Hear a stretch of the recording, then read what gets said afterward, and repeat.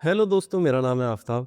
मैं और मेरे दोस्त होकर अपनी काली नागिन में सवार निकल जाते हैं मुरादाबाद के लिए। 40 मिनट कंटिन्यू ड्राइव करने के बाद हम पहुंच जाते हैं अपनी डेस्टिनेशन पर। डेस्टिनेशन पर पहुंचने के बाद गाड़ी लगाकर पार्क में मैं और मेरा फुब्बेरा भाई निकल जाते हैं मॉल की तरफ। हमारे पीछे आ रही होती है हमारी बाकी की टीम। फिर यूसुफ आ जाता है मेरे पास। मैं और यूसुफ ब्लॉग शूट करते हुए पहुंच जाते हैं मॉल में। मॉल में जाके तो हमें ऐसा फील हो रहा था जैसे हम मॉल में नहीं किसी इंटरनेशनल एयरपोर्ट में आए। भाई साहब यहाँ चेकिंग भी इतनी तगड़ी थी, लेकिन पता नहीं कैसे ही चेकिंग से बचता बचा तो मेरा फुब्बेरा भाई अंदर आ जाता है। फिर मैं और मेरा भाई निकल जाते हैं बॉक्स ऑफिस की तरफ। तभी हमारी नजर जाती है 3 हसीनाओं पर। मैंने कहा भाई साहब ये तो तुम्हारा इंतजार कर रही है। तो भाई साहब कहता है नहीं यार, हमारा इंतजार नहीं हो रही है भाई साहब, ये सारिक भाई का इंतजार हो रही है। फिर हम पहुंचते हैं बॉक्स ऑफिस की तरफ। बॉक्स ऑफिस पे पहले से ही काफी भीड़ होती है। आज हम भाई जाकर ट्राई करते हैं, बोले भाई साहब टिकट है क्या, लेकिन भाई साहब के लिए तो फिर बग्गू साहब और यूसुफ चौधरी पहुंच जाते हैं टिकट काउंटर पे। मैंने कहा भाई साहब टिकट कैसे नहीं है। भाई को देख के तो भाई अच्छा आदमी डर जाए। ये 10 मिनट हम लेट हो रहे होते हैं, तभी भागते भागते हम पहुंचते हैं अपने थिएटर। देख रहे हो भाई साहब कितनी जल्दी ऐसा लग रहा है, ऐसे ट्रेन छूटी जा रही है। अरे भाई साहब मूवी तो छूट रही है, बाद में देख लेना। फिर हम पहुंच जाते हैं थिएटर में। अपनी सीट कंफर्म करने के बाद बैठ जाते हैं। वहां जाके देखते हो तो भाई साहब रणवीर सिंह तो AK-47 लेके घूम रहा होता। मैंने कहा भाई साहब सही टाइम पर आ गए। लेकिन भाई साहब हमने तो स्टार्टिंग का सीन देख के मैंने कहा भाई साहब आज तो गर्दे कटने वाले हैं, पिक्चर धड़ाधड़ गोलियां चल रही नहीं। फिर भाई ये पूरी फिल्म में समझ में ही ना आया, कभी फूल बरस रहे हैं, कभी गोलियां चल रही हैं, कभी दाऊद इब्राहिम से मिलाई जा रही है, कभी खैर चलो कोई नहीं होता यही पे इंटरवल। फिर हम पहुंच जाते हैं। मैं कहा ये तो माशाल्लाह से देख रहे हो भैया की बॉडी। और फिर पहुंच जाता है हमारा वकील पॉपकॉर्न लेने। मैं कहा उस्ताद, फिर मैं कहा अरे तारिक भाई ये क्या हो रही है, गाड़ी तो अच्छी चलाते